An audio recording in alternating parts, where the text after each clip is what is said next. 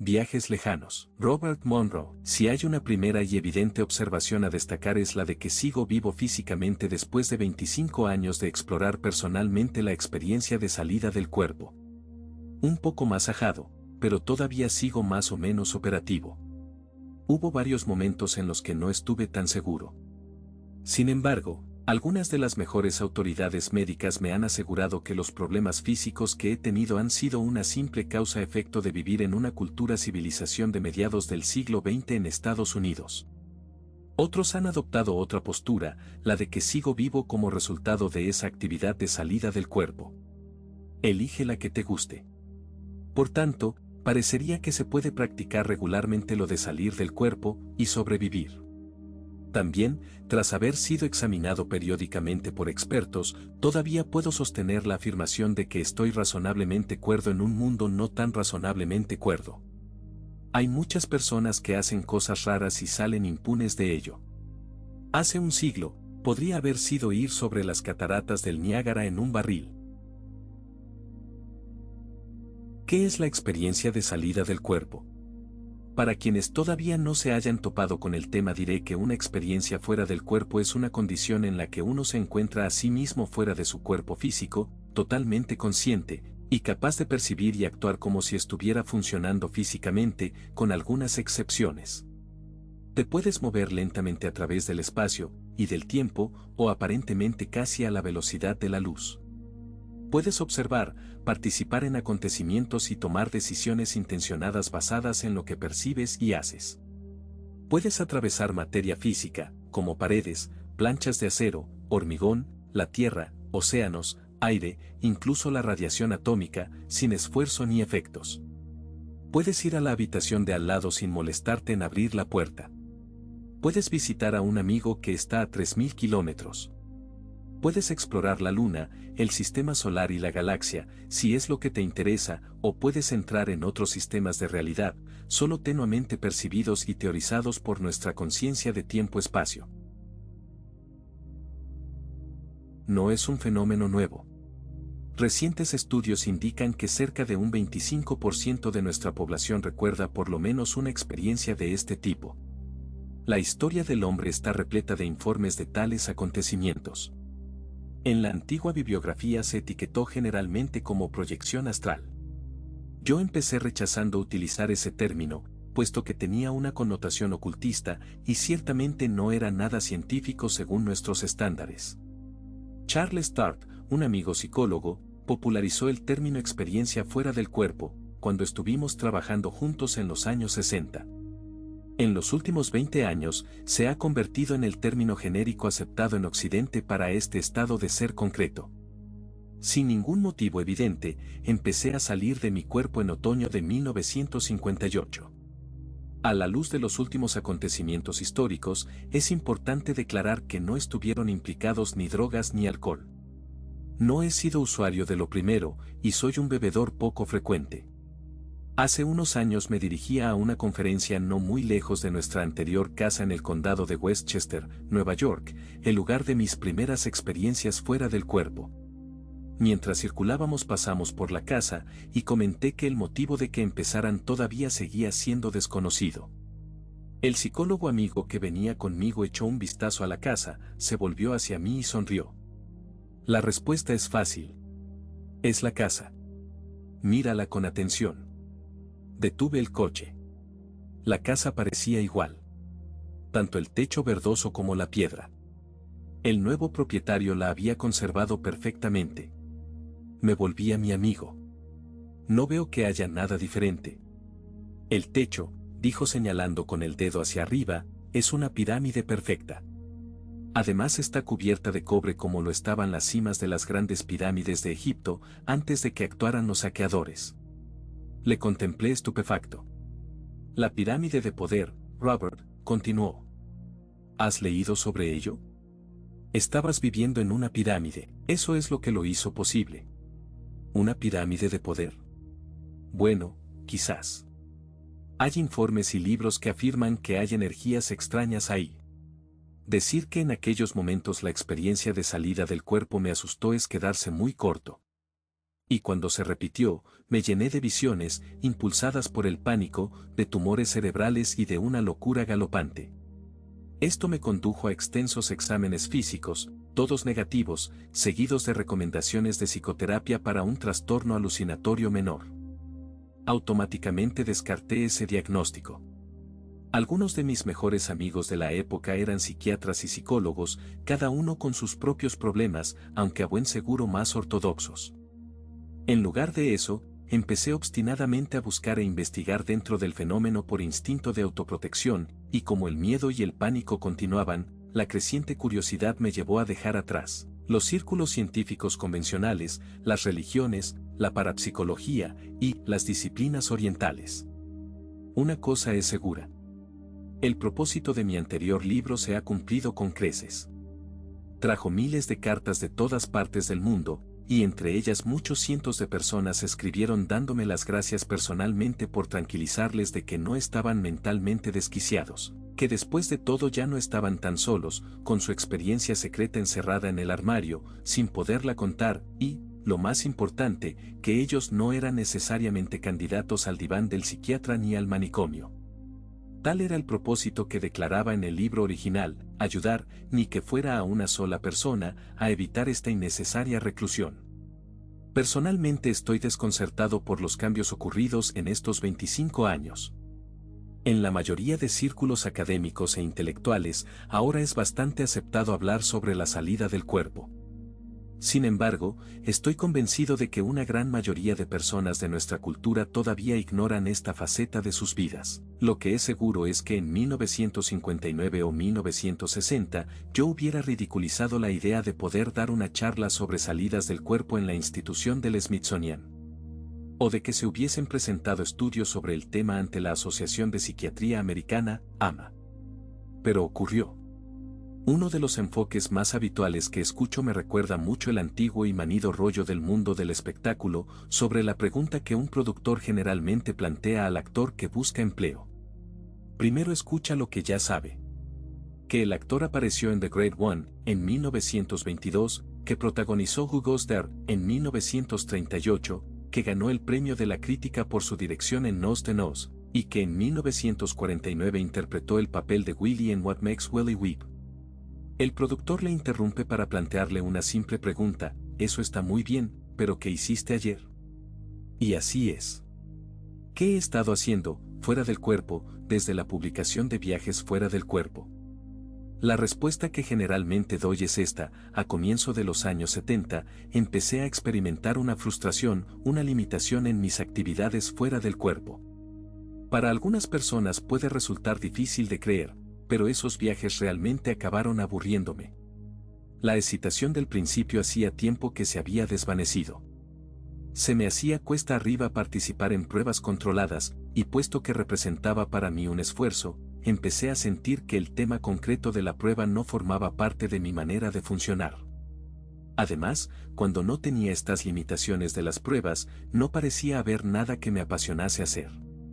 Mi inducción deliberada del segundo estado también se convirtió en algo tedioso, porque había encontrado una manera más sencilla de conseguirlo. Si me despertaba después de 2 o quizá 3 ciclos de sueño, o aproximadamente después de 3 o 4 horas, y me encontraba ya físicamente relajado, descansado y totalmente despierto, en ese estado encontraba ridículamente fácil desengancharme y flotar libremente fuera del cuerpo.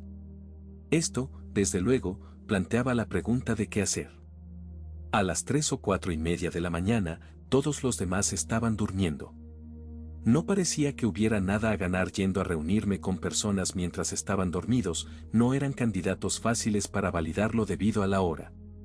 Por tanto, sin ningún objetivo o atractivo concreto, generalmente daba una vuelta por ahí, luego me deslizaba de regreso, encendía la luz y leía hasta que me volvía el sueño, y eso era todo. Esto agravaba la frustración, puesto que todavía estaba ahí el apremio. Todo el esfuerzo dedicado a funcionar en el estado fuera del cuerpo debía significar algo, o tener una importancia más allá de lo que mi mente consciente, o la de otros, pensase que era importante. En la primavera de 1972 tomé una decisión que proporcionó la respuesta. El factor limitante era mi mente consciente. Por tanto, si las decisiones acerca de las salidas del cuerpo se dejaban a esa parte de mí, como había sido, me quedaría tal como estaba. En el lado izquierdo del cerebro había demasiado control del yo. ¿Qué pasaría si le pasaba este proceso de toma de decisiones a mi yo total, alma, que supuestamente estaba versada en tales actividades? Al creer esto, lo puse en práctica. Cuando fui a dormir la noche siguiente, pasé a través de 2 ciclos de sueño, unas 3 horas, me desperté y recordé la decisión. Me despegué del físico, flotando libre. Le dije a mi mente consciente que la decisión la tenía que tomar mi yo total. Después de esperar lo que me parecieron solo unos segundos, hubo un tremendo impulso, un movimiento, una energía en esa oscuridad espacial familiar, y entonces empezó para mí una era totalmente nueva en mis actividades fuera del cuerpo. Desde esa noche, mis experiencias no físicas se han debido casi totalmente a este procedimiento. Los resultados han tenido una naturaleza tan distante de cualquier cosa que hubiera podido concebir mi mente consciente que surgió un nuevo problema. Aunque mi conciencia física del aquí y ahora siempre participa, más de un 90% de tales sucesos me parecían imposibles de traducir a un medio de tiempo-espacio. Era como intentar describir música, una sinfonía para orquesta con coros, y hacerlo en palabras sin utilizar ninguna descripción técnica como notación, instrumentos, intervalos, tonalidades, etc. Se pueden utilizar palabras como agradable, irresistible, atemorizante, sobrecogedor, cálido, amoroso, hermoso, y sin embargo no llegar ni de cerca a describir lo real. Se hace lo mejor que se puede. Cosa que, supongo, es lo que ocurre cuando se intenta. Estoy seguro de que informar acerca de cruzar las cataratas del Niágara en barril fue mucho más fácil. Mis actividades del aquí y ahora planteaban otro problema. Ninguno de los ejercicios y técnicas que había estado diseñando y dado a los demás iban a funcionar para mí. Los amigos psicólogos me habían dado múltiples razones del por qué en mi caso son inefectivas. La más sencilla es que simplemente no puedo dejar a mi hemisferio izquierdo cerebral fuera de juego. He estado tan profundamente implicado en el proceso de producción que mi facultad crítica y analítica simplemente no se soltará del material de enfoque de atención del aquí y ahora que figura en él.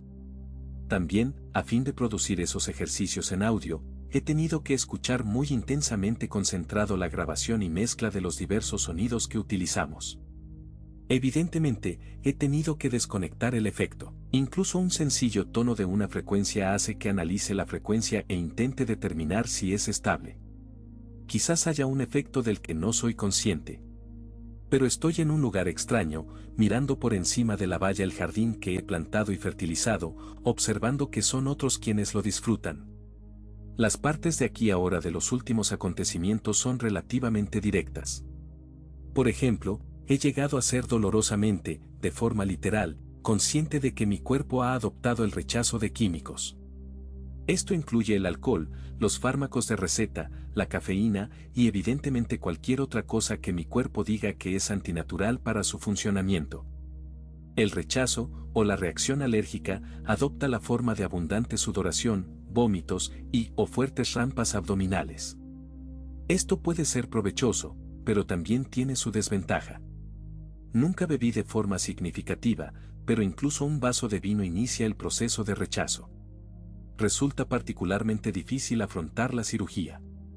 Empiezo rechazando la anestesia, y estando despierto sobre la mesa de quirófano, siento como el cirujano va suturando. Cuando estoy convaleciente, con intensos dolores, una inyección de Demerol lo único que consigue es que vomite intensamente.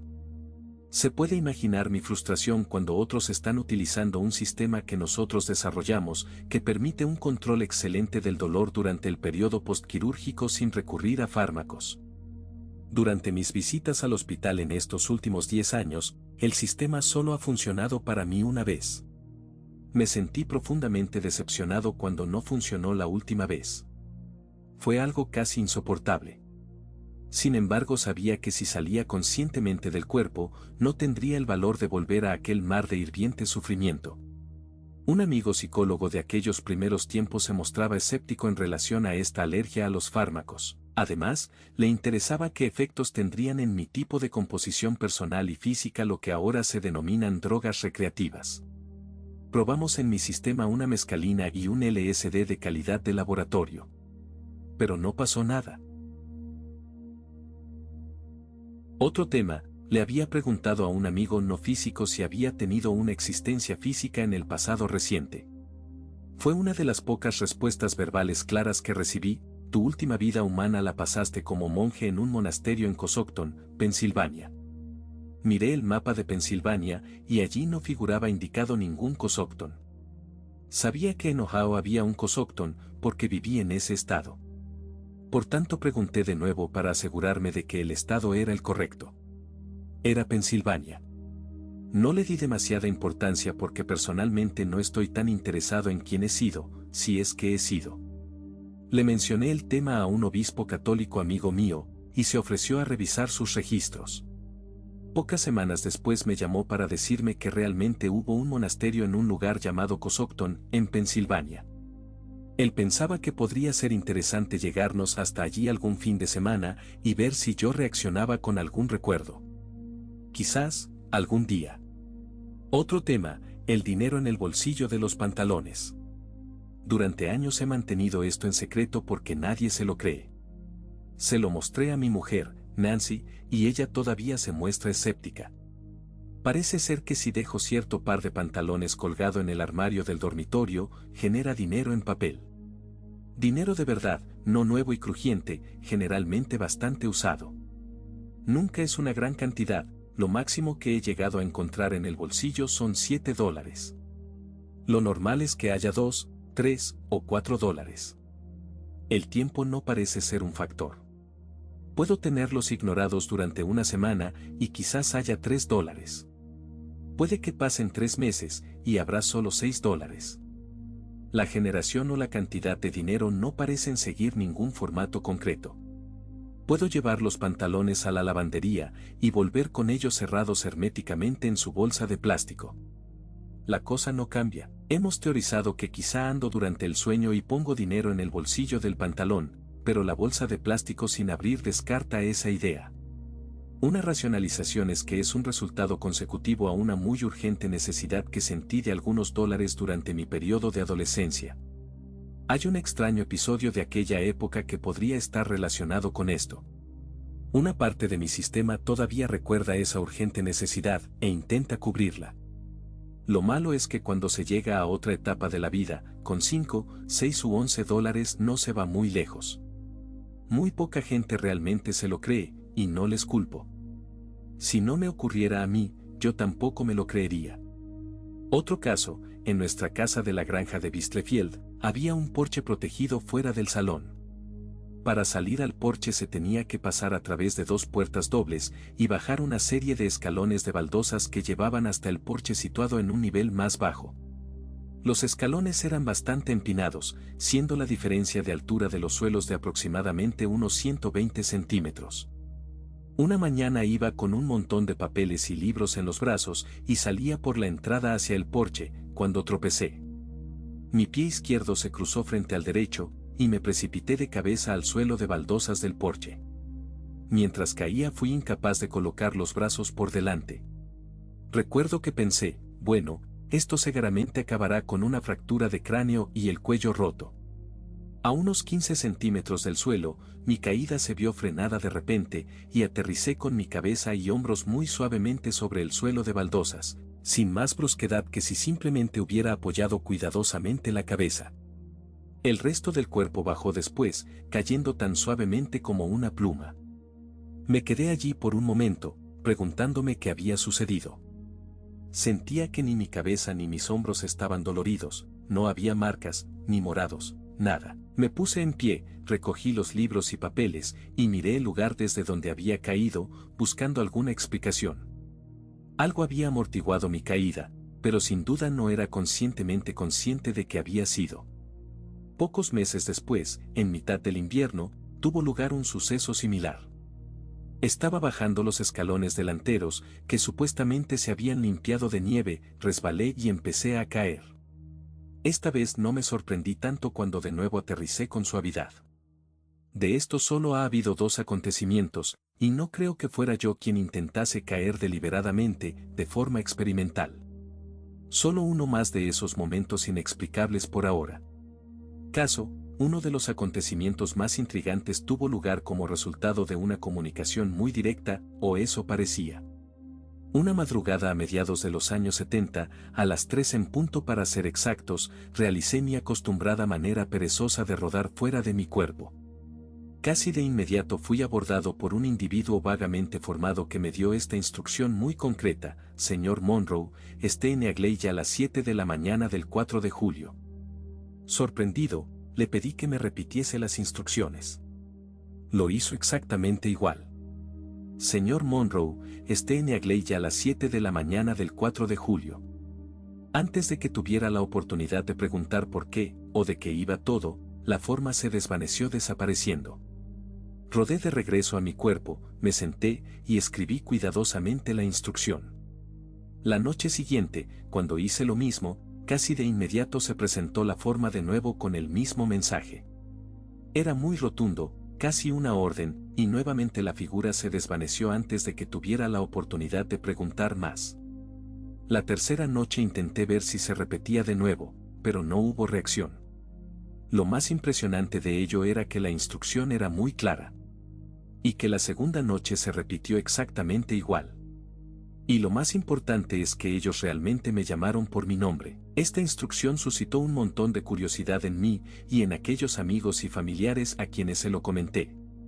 Especulamos de muchas maneras que la gran pregunta era, ¿dónde está Eagley?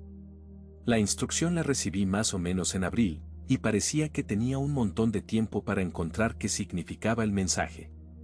Pero por mucho que lo intenté no pude encontrar ningún lugar llamado Eagley. Al cabo de algunas semanas, más o menos me olvidé del tema. Un suceso vino a cambiarlo todo. Mientras visitaba a unos amigos a varios kilómetros de casa, estábamos cenando fuera en el patio de su casa. Mi anfitrión tenía puesto un receptor de radio que escaneaba automáticamente varias frecuencias, como las de la policía, los bomberos, y así. Estábamos sentados charlando cuando de repente en la radio alguien dijo Eagley. Atrajo mi atención de inmediato. Pregunté excitado a mi anfitrión qué emisora de radio había sintonizado. Me contestó que era el canal de aviación de la FAA, Administración de Aviación Federal, dando instrucciones ahí desde los aviones. Esperé ansiosamente que la radio dijera algo más. Mi anfitrión me preguntó con curiosidad por qué era tan importante. Huelga decir que no sentí que pudiera contárselo. Un par de minutos después la radio cobró vida diciendo alto y claro: esta es la unidad 351 sobre Eagley a 3.500 metros. Al día siguiente, tras el largo trecho conduciendo para llegar a casa, me pasé por las instalaciones de la FAA en nuestro aeropuerto local y le pregunté a un trabajador de la administración dónde estaba Eagley. Me contestó al instante que era un punto de reunión en un estado vecino, un radiobaliza marcador. Me lo mostró en el mapa de secciones de líneas aéreas, y efectivamente, allí estaba Eagley. Evidentemente allí había algún tipo de pequeño pueblo con ese nombre, aunque no figurase en ninguno de los mapas de carreteras que nosotros teníamos. Eso le dio una perspectiva totalmente nueva al mensaje. Por tanto, el 3 de julio por la tarde, salí de casa para hacer el largo recorrido hasta Eagley. Conduje hasta la pequeña ciudad que había cerca del supuesto lugar, me inscribí en un motel local, tuve una cena informal y me fui a la cama temprano exactamente a las 7 de la mañana siguiente. Conduje hasta la encrucijada llamada Eagley. Consistía en 2 o 3 casas, un garaje y un almacén, todo ello situado alrededor de un pequeño cruce en una zona rural. No era un lugar demasiado impresionante, por decir algo. Más bien parecía no haber cambiado en los últimos 30 o 40 años. Me situé en un lateral y detuve el coche. Varios habitantes de la localidad estaban sentados fuera del garaje y me miraron con curiosidad mientras me sentaba a esperar. Esperé durante más de una hora sin que sucediera nada. Nadie se me acercó. Lo único que sentí fue la excitación inicial y luego el desengaño. Finalmente, poco después de las 8 en punto, bajo miradas extrañas, puse en marcha el coche y conduje hacia Eagley y por la campiña que había más allá. Conduje unos 2 kilómetros más sin encontrar más que granjas. Volví al cruce y giré en dirección oeste, conduciendo otros varios kilómetros. De nuevo, nada diferente, nadie me señaló, no había más que campo y granjas. Di la vuelta en redondo y conduje hacia el oeste. Lo mismo. Regresé a mi puesto en el cruce, me senté en el coche y esperé. Cuando el reloj marcaba las 12, decidí que todo había sido una ilusión, regresé al motel, me inscribí y comí. O bien era el Eagley equivocado, o yo lo había entendido mal, lo había malinterpretado, o todo ello era una broma o un sueño. Después de darle muchas vueltas, finalmente decidí dónde me había equivocado. La invitación o solicitud no era para que fuera físicamente a Eagley, era para que estuviera allí en estado fuera del cuerpo. Lo que la invitación no tuvo en cuenta era lo difícil que me resulta ir directamente a un lugar concreto, en vez de a una persona. Echando leña al fuego, años después, me encontré con un funcionario del gobierno y le pregunté sobre ese lugar concreto, sin referenciarle por qué me interesaba. Él me contó que era una instalación de investigación federal especial. La habían construido más o menos por la época en que yo estaba allí. Evidentemente, todavía no es del dominio público, o por lo menos yo no quiero asumir esa opción. Por tanto, la localización que indiqué en mi recreación no es la correcta. Todavía sigo especulando sobre qué podría haber ocurrido si hubiera mantenido la cita en el estado fuera del cuerpo. Caso, mi empresa había recibido la franquicia para instalar el sistema de televisión por cable en Charlottesville, Virginia, y necesitamos instalar una antena receptora sobre una colina a las afueras de la ciudad. El propietario de la colina era Roy, un enérgico hombrecillo de ojos azul brillante que empezaba a quedarse calvo, con un sentido del humor sutil y seco. Su cara estaba surcada de arrugas y bronceada por los muchos años de supervisar el trabajo en el huerto de 20.000 manzanos sobre la colina.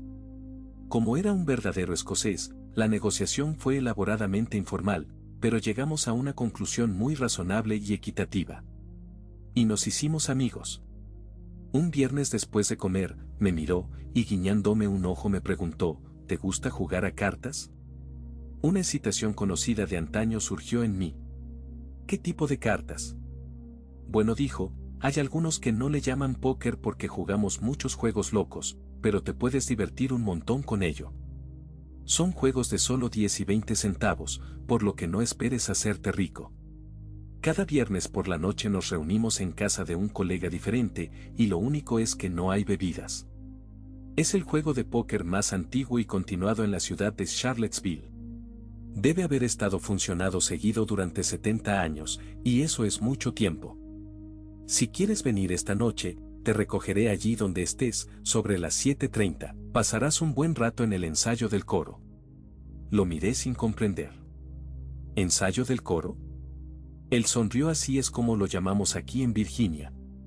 Algunos amigos dicen que no están seguros de si es legal o no, y que han oído que ha habido redadas en otros juegos, por apostar. Desde luego nosotros no hacemos nada de eso. Yo sonreí. No, claro que no. Te veo a las 7:30 para el ensayo del coro. Me convertí en un miembro habitual del ensayo del coro. No iba cada viernes, pero por lo menos asistía 2 viernes al mes. Repito, era un cambio agradable de mi trabajo diario en la televisión por cable, y los participantes eran solo comerciantes locales que en su mayoría habían vivido en la zona de Charlottesville durante toda su vida. Ellos también desconocían totalmente cualquier tipo de investigación extraña, o resto de actividades en que pudiera estar yo implicado. Incluso cuando se publicó mi primer libro, ellos no sabían nada al respecto y yo no lo mencioné. A día de hoy quizá haya 1 o 2 remotamente conscientes de lo que hago ahora. El primer indicador de que había factores insólitos implicados en los ensayos de coro, de jugar a cartas llegó unos 2 años después, cuando éramos 6 jugando un juego de 7 abierto. El reparto empezó con normalidad. Mis 2 cartas boca abajo eran un 3 y un 4 de tréboles.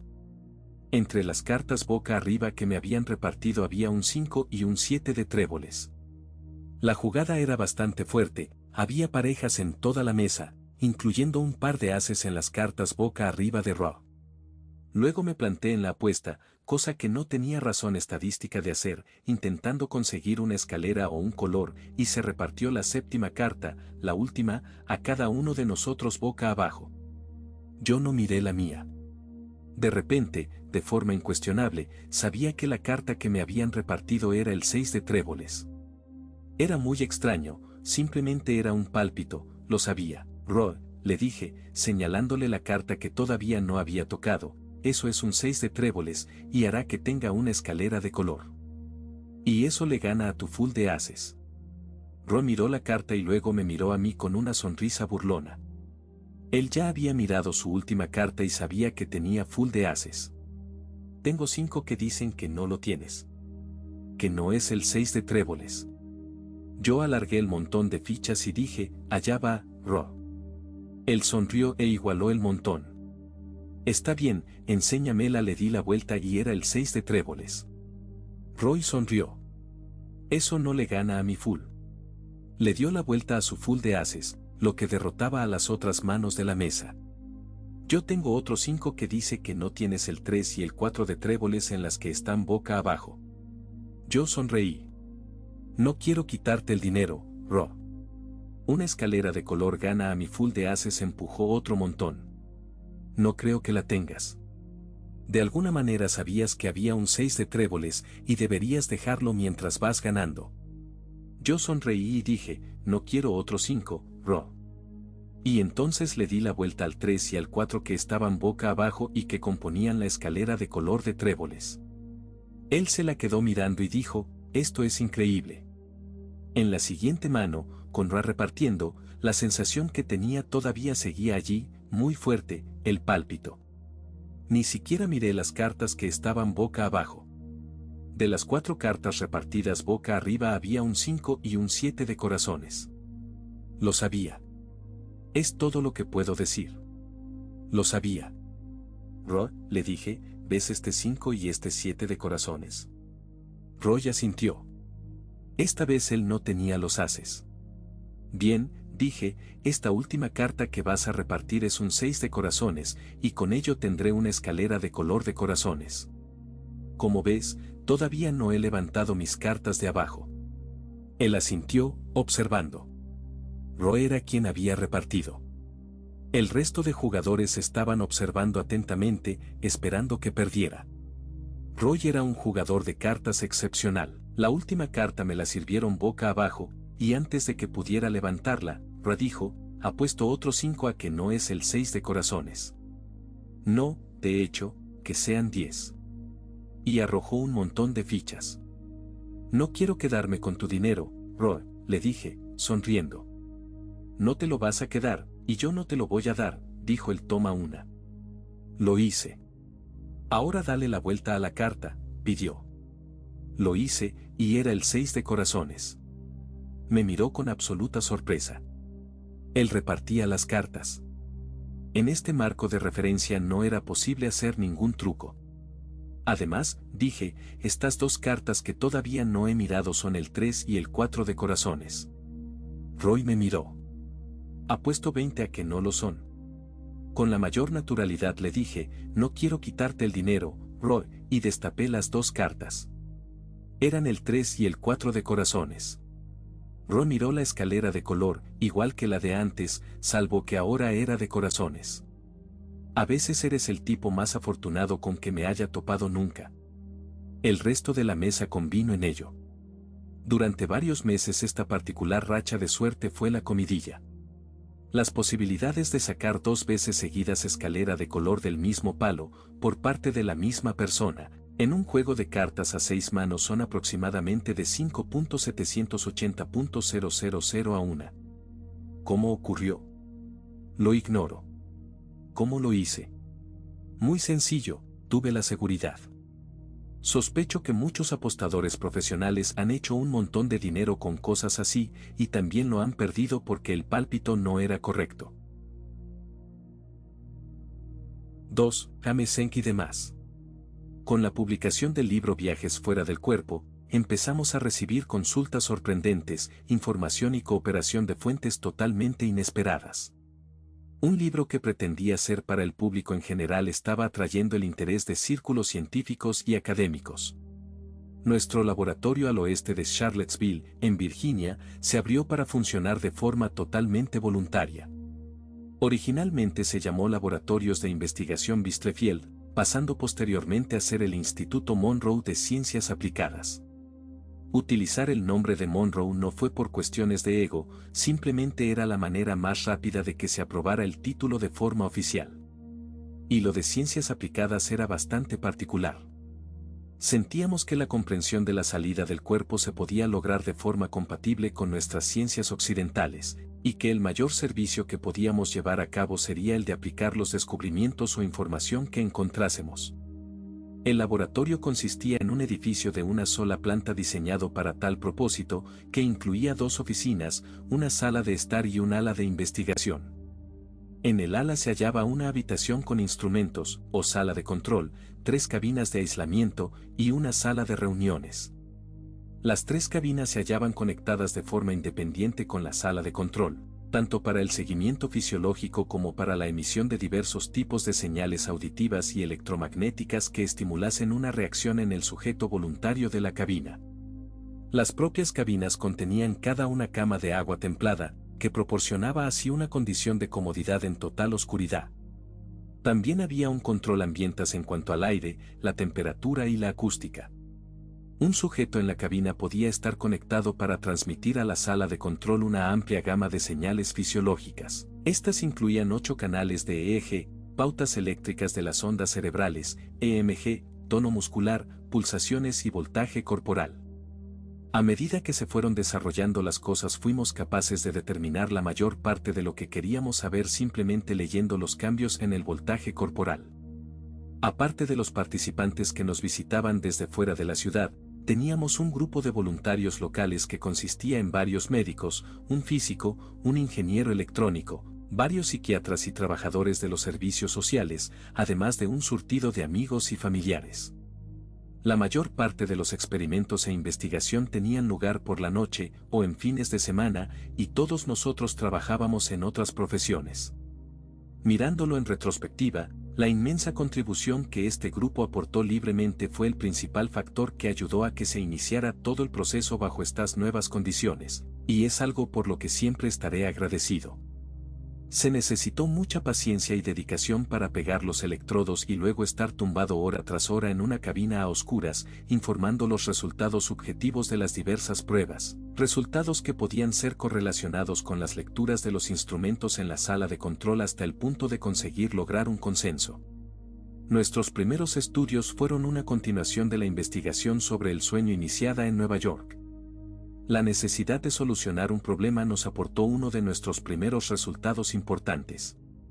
Dado que buena parte de los estados fuera del cuerpo registrados, incluidos muchos de los míos propios, giraban en torno al estado de sueño, todavía creíamos que algunas respuestas podían hallarse en esta área. Sin embargo, la mayoría de nuestros sujetos llegaban por la noche después de cenar y tras el largo y aburrido rato en que se les conectaba con los electrodos. Estaban o bien demasiado cansados para permanecer despiertos en la cabina, o demasiado alterados para ser capaces de relajarse lo suficiente como para informar de cualquier respuesta sutil y subjetiva. Iba contra nuestro objetivo la utilización de cualquier tipo de medicación o drogas para controlar esos estados, por lo que buscamos un método dentro de nuestro propio marco de referencia. Se cumplía el viejo refrán de, la necesidad es la madre de todos los inventos. Fue a través de la necesidad de ayudar a nuestros sujetos a estar despiertos, llevándolos hasta el estado fronterizo con el sueño, que empezamos a intentar utilizar el sonido. Esto resultó en el descubrimiento de la respuesta de seguimiento de frecuencia 1, que nos permitía mantener al sujeto dentro de un cierto estado de conciencia entre la vigilia y el sueño durante extensos periodos de tiempo. Al introducir ciertos patrones de sonido en el oído del sujeto, determinábamos que hubiera una respuesta eléctrica similar en las ondas cerebrales del sujeto. Al controlar la frecuencia de las ondas cerebrales éramos capaces de ayudar al sujeto a relajarse, manteniéndolo despierto o de ponerlo a dormir. Uno de nuestros participantes ingenieros sugirió que patentásemos este insólito proceso, y en 1975 se nos otorgó la patente sobre el método y la técnica.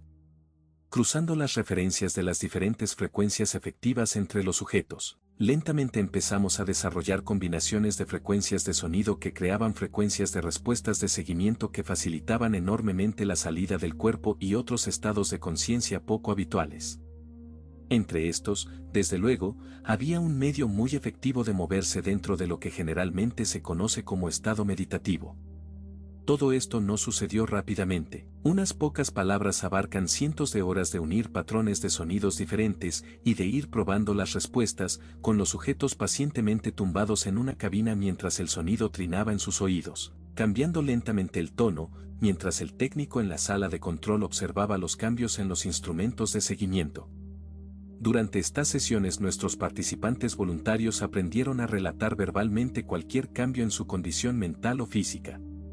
Esto se convirtió en una capacidad muy importante, la de hablar y percibir cuando la pauta normal sería la de perder la conciencia y estar dormido. Uno de los primeros puntos sólidos de identificación fue un estado que empezamos a etiquetar como foco 10. El número 10 no tenía ningún significado concreto, y no estoy seguro de dónde surgió. También queríamos asegurarnos de que no se confundiera con ninguna otra forma de conciencia. Por tanto se convirtió simplemente en 10. Éramos capaces de identificar este estado muy específicamente y de volver a él una y otra vez con nuestros sujetos. La definición simple del foco 10 es la de que es un estado en la que la mente está despierta y el cuerpo dormido. Todas las respuestas fisiológicas son las de alguien que está en un sueño ligero o profundo.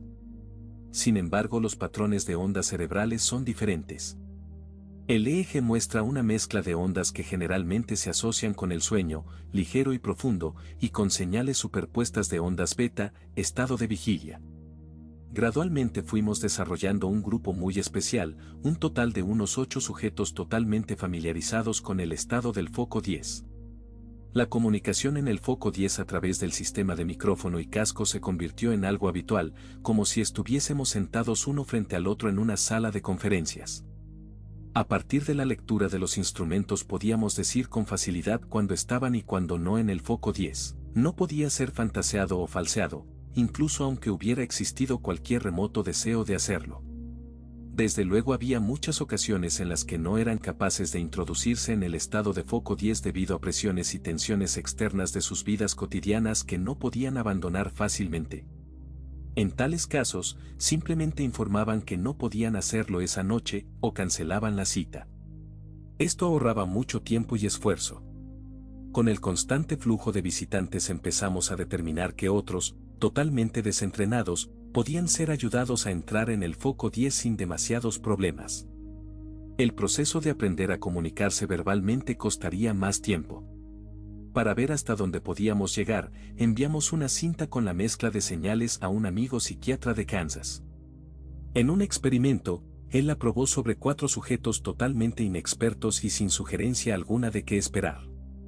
Él informó que uno de los 4 sujetos abandonó la prueba porque encontraba que estaba rebotando contra el techo de la habitación, mirando hacia su cuerpo físico de abajo. Nuestro paso siguiente nos llegó en forma de interesante propuesta. Con el cuerpo dormido, es decir, los sentidos físicos apagados o reducidos, ¿por qué no desarrollar frecuencias que potenciasen la percepción a través de otros medios que no fueran los 5 sentidos físicos? Con la inserción de señales beta de frecuencia más elevada, nuestros sujetos empezaron a encontrar mucho más que la habitual oscuridad. Primero fueron patrones de luz y color vistos visualmente en la cabina a oscuras, con los ojos cerrados o abiertos. Lo siguiente fueron sonidos escuchados en la cabeza, no como parte de los sonidos sintetizados, sino voces, música, en ocasiones fuertes explosiones que sobresaltaban al sujeto y lo sacaban fuera del foco 10, algo para lo que todavía carecemos de explicación. Estos fenómenos eran percibidos gradualmente en un patrón, en cierto modo como si fuera una franja que precediera un cambio en la experiencia fuera del cuerpo. También se produjeron respuestas fisiológicas preliminares, el descenso de la presión sanguínea y del pulso, una ligera caída en la temperatura, tercero, pérdida de tono muscular. Subjetivamente tuvimos informes de pesadez en el cuerpo físico, en ocasiones catalepsia, y una fuerte sensación de calor seguida de frescor. A medida que se examinaba luego la inducción al estado fuera del cuerpo, había un elemento clave que se repetía sistemáticamente. Los sujetos empezaban a localizar, dentro de su percepción no física, un punto de luz. Cuando el sujeto aprendió a moverse en dirección a la luz hasta que ésta se hizo cada vez mayor, y luego a moverse a través de ella, se consiguió el estado de salida del cuerpo. A cámara lenta, se sentía como si se estuviera atravesando un túnel para llegar hasta la luz, una descripción clásica que ha sido presentada por muchos que han realizado una salida accidental del cuerpo, o en una situación de casi muerte. Un nuevo desarrollo fue la clave que nos abrió a muchas cosas. Ahora lo denominamos el proceso Hamiseng. Hace tiempo que la ciencia sabe que nuestro cerebro se haya dividido en dos secciones o hemisferios. Pero solo en época reciente se ha descubierto que esos dos hemisferios difieren en cuanto a las funciones que llevan a cabo. Todavía existe controversia en cuanto a los detalles de la teoría. La mayoría de las veces solo pensamos con nuestro cerebro izquierdo. Cuando utilizamos nuestro cerebro derecho es básicamente para apoyar la acción del izquierdo. En caso contrario, hacemos todo lo que podemos por ignorarlo. En su operativo, las señales nerviosas de esos hemisferios cerebrales actúan como un cruce en X, es decir, el hemisferio izquierdo controla el lado derecho del cuerpo y el hemisferio derecho controla el izquierdo. Básicamente somos una civilización de diestros, dominada por nuestro hemisferio izquierdo. Solo en los últimos 50 años los zurdos han empezado a ser aceptados como iguales. Hay muchas maneras en las que todavía seguimos discriminando contra los zurdos. ¿Sabías que las tijeras es una herramienta para diestros? Utilizamos el hemisferio izquierdo para hablar y leer, para las matemáticas, para razonar deductivamente, para recordar detalles, para medir el tiempo, entre muchas otras facetas. Es la fuente del pensamiento lógico y racional. No conoce otra cosa. Nuestro hemisferio derecho es el originador de ideas, de la sensación espacial, de la intuición, la música, la emoción y probablemente mucho más de lo que ahora llegamos a poder darnos cuenta. Es intemporal, aparentemente utiliza un lenguaje que le es propio. Una de las mejores descripciones dadas para ilustrar la diferencia es un rollo de película. Para determinar el contenido, el hemisferio izquierdo la colocará en un proyector, mostrará la película en una pantalla, y así quedará informado. El hemisferio derecho tomará el rollo de película, lo sostendrá un momento, y luego lo dejará diciendo, oh, comprendo. Ridículo. Esa es la reacción de tu hemisferio izquierdo mientras lo utilizas para leer estas palabras. Simplemente, es algo que no cuadra con los estándares del hemisferio izquierdo. Básicamente somos una sociedad con solo medio cerebro. Virtualmente todo lo que consideramos valioso está controlado, o hecho funcionar, por nuestro hemisferio dominante izquierdo. Incluso aunque se origine en el hemisferio derecho, como una idea, o música, el hemisferio izquierdo asume el mando y la utiliza. ¿Cómo llegamos a esto? Nadie está totalmente seguro, pero una de las mejores conjeturas es que la dominancia del hemisferio izquierdo se produjo debido a la necesidad básica de sobrevivir en un mundo físico. A través de miles de años, nuestros antepasados se pasaron al dominio del hemisferio izquierdo porque era la manera de que se hicieran las cosas. Todo nuestro sistema, libros, escuelas, institutos y universidades, industria, estructuras políticas, escuelas, está fundamentalmente orientado al cerebro izquierdo en cuanto al aprendizaje, aplicación y funcionamiento. En general, hemos contemplado el pensamiento del hemisferio derecho con una tolerancia divertida, con sospecha, disgusto, irritación, desconfianza y admiración. Entonces, ¿a qué molestarse? ¿Por qué no seguir funcionando con medio cerebro y dejarlo todo como está? ¿Quién necesita al hemisferio derecho? Lo necesitamos. Estudios recientes muestran que utilizamos nuestro hemisferio derecho a través de nuestras vidas cotidianas de muchas y sutiles maneras. Por ejemplo, el hemisferio izquierdo recuerda el nombre, pero el hemisferio derecho recuerda la cara. ¿Cuántas veces no te habrás topado con alguien cuya cara te es familiar, pero cuyo nombre no recuerdas? Cuidado, hemisferio izquierdo. Los estudios acerca de los líderes mundiales a lo largo de la historia indican que pensaban no solo con sus mentes analíticas e intelectuales. Todas las grandes decisiones de la humanidad han sido tomadas con el hemisferio izquierdo más el hemisferio derecho. Las pruebas lo apoyan, basándonos en lo que ahora sabemos. Además, es una buena suposición la de que es el hemisferio derecho el que tira de la palanca en la cabina de votación en las elecciones presidenciales. La teoría actual se centra sobre la idea de que alternamos la dominancia de los hemisferios cerebrales muchas veces durante nuestras actividades cotidianas. Este cambio tiene lugar instantáneamente, dependiendo de la necesidad mental o física del momento. Esto parece limitar incluso más rígidamente el ya poco uso de nuestro potencial cerebral, de la mente. ¿Cómo conseguimos ser suficientemente inteligentes, el tiempo suficiente, para bajarnos de los árboles y sobrevivir como especie fue, o bien pura chiripa o bien un milagro? O cualquier otra cosa. ¿Cómo hacemos pues para utilizar más nuestra potencia cerebral? En el transcurso de la evolución humana se han intentado muchas maneras. Virtualmente todas ellas presentaban desventajas o limitaciones en una u otra forma. El proceso Hamesenck ofrece la promesa y el potencial en este terreno. Puede ser utilizado con relativa facilidad, no requiere años de entrenamiento intensivo, y no está limitado a una estrecha franja de aplicaciones.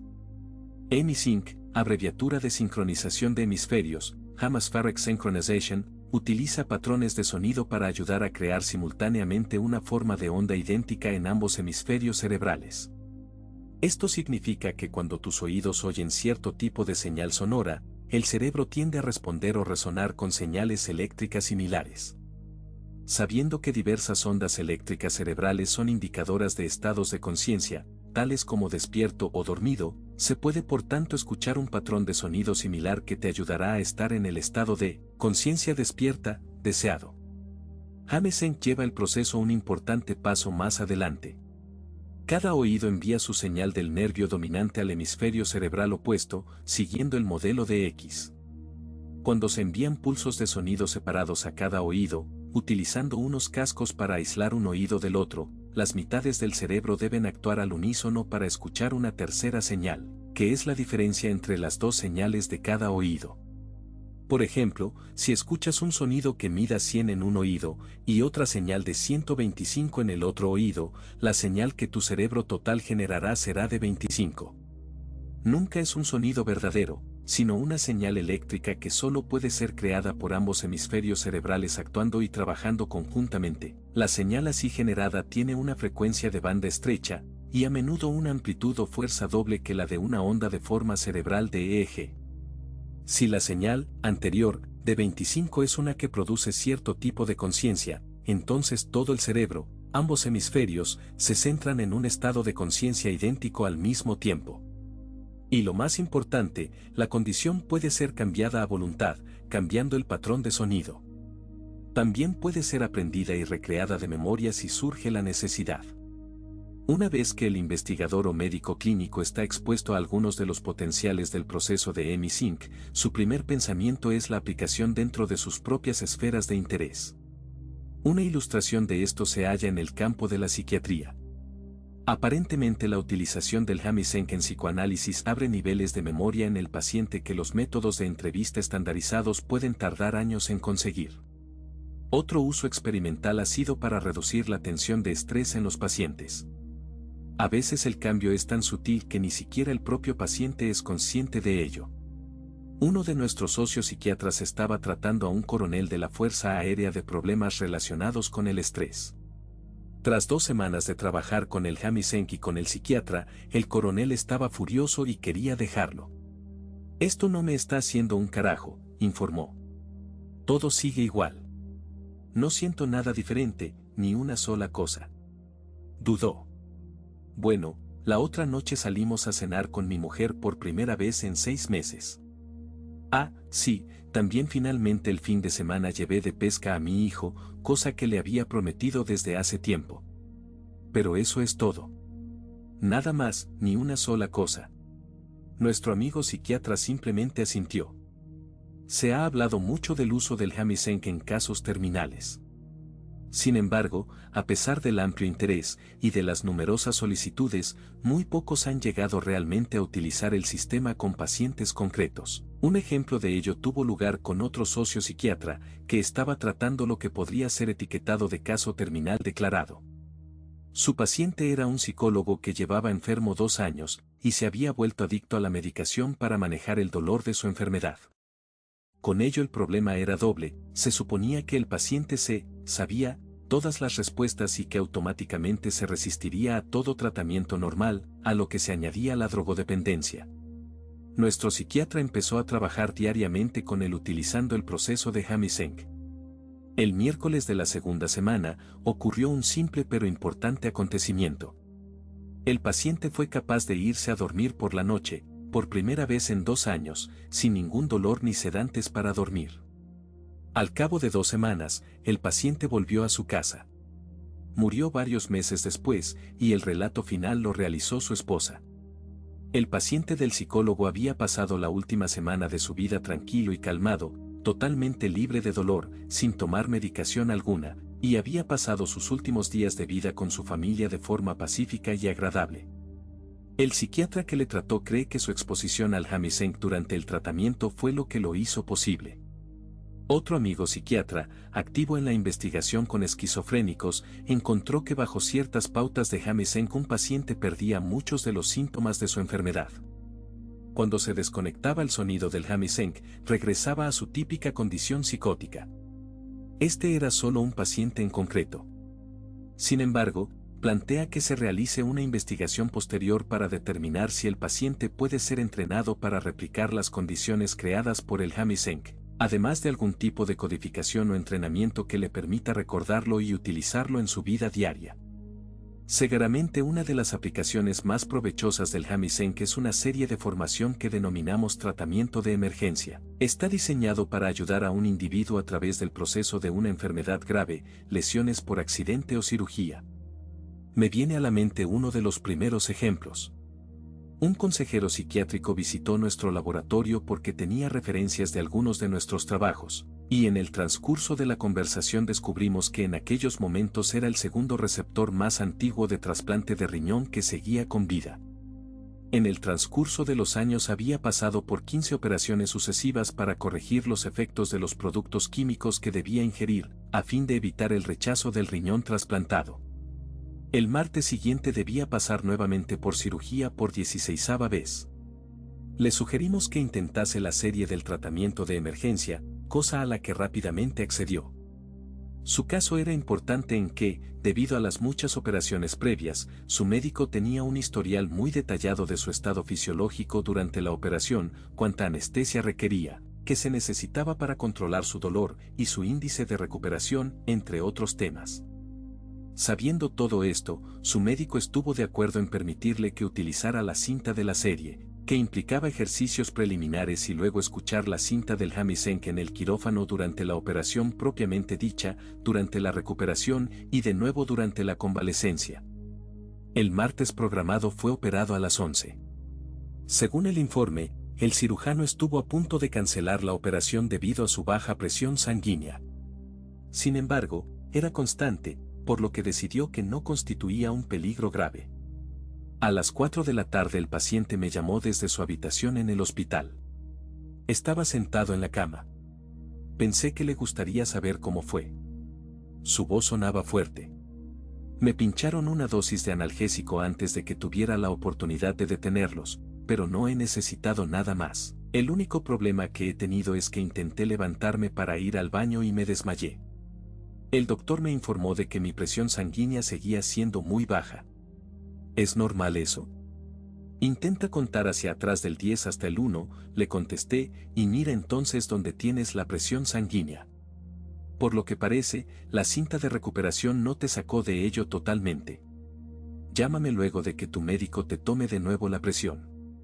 Hizo lo que le sugerí, y me informó de que su presión sanguínea había vuelto totalmente a la normalidad.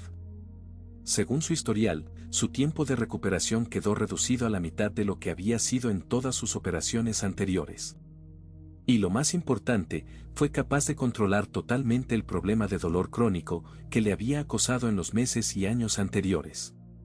Una vez fuera del hospital, empezó a promocionar activamente el uso del Hamiseng para controlar el dolor. Se reunió con la Agencia de Rehabilitación del Estado, puesto que uno de los principales problemas de la rehabilitación es controlar el dolor, que impide a muchas personas vivir y trabajar con normalidad. La gente de la agencia de rehabilitación se interesó lo suficiente en el tema, y nos invitaron a llevar a cabo una demostración en la instalación de rehabilitación federal de Hot Springs, en Arkansas. Como resultado, recibimos una solicitud para que les presupuestásemos el coste de entrenar a personal en nuestro proceso en los centros de rehabilitación de los 50 estados. Se lo entregamos, pero no volvimos a saber más de ello. Evidentemente resultaba demasiado poco ortodoxo para que encajase en un presupuesto federal.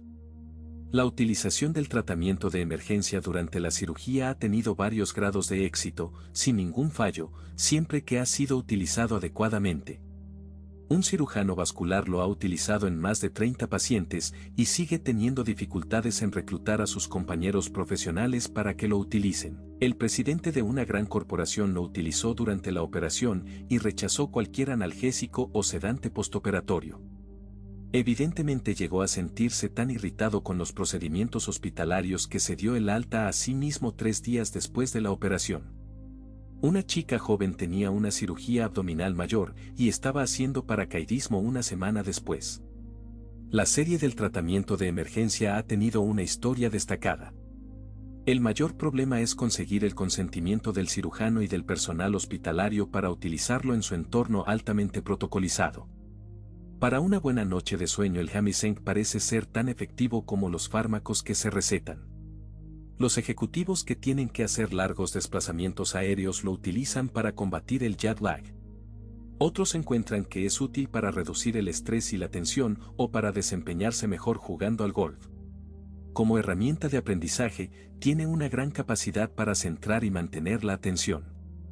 En un curso concreto en un reformatorio, incrementó las habilidades mentales motoras en un 75%.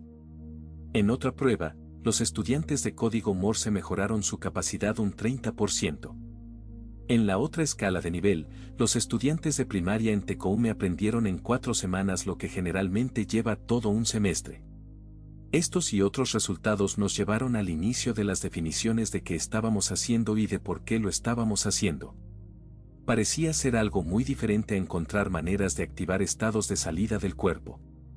Esto nos llevó a la siguiente hipótesis formal. Dicho con sencillez, el instituto sostiene la idea de que, 1. La conciencia y el enfoque derivado contienen todas y cualquiera de las soluciones a los procesos vitales que el hombre desea o encuentra. 2. Solo se puede lograr una mayor comprensión y valoración de tal conciencia a través de enfoques y coordinación interdisciplinarias. 3. Los resultados del esfuerzo invertido en la investigación solo son significativos si se dedican a una aplicación práctica, a algo valioso dentro del contexto de la cultura o era contemporánea.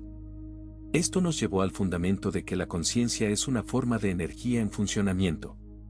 Por tanto, el primer paso debe ser percibir la propia energía, que no es poca cosa cuando uno se usa a sí mismo como medida, como era el caso. Una vez percibida en su forma pura, posiblemente se pueda empezar a comprender cómo es utilizada de manera natural. Tal percepción permitirá un control más amplio y más deliberado de tales campos de energía. Desde el control, un paso muy lógico es aplicarlo de formas nuevas y expandidas. Esto es una manera de decir con rodeos que puedes encontrar lo que hace que tú pienses y seas, y que puedes utilizarlo de maneras que ahora no estás utilizando.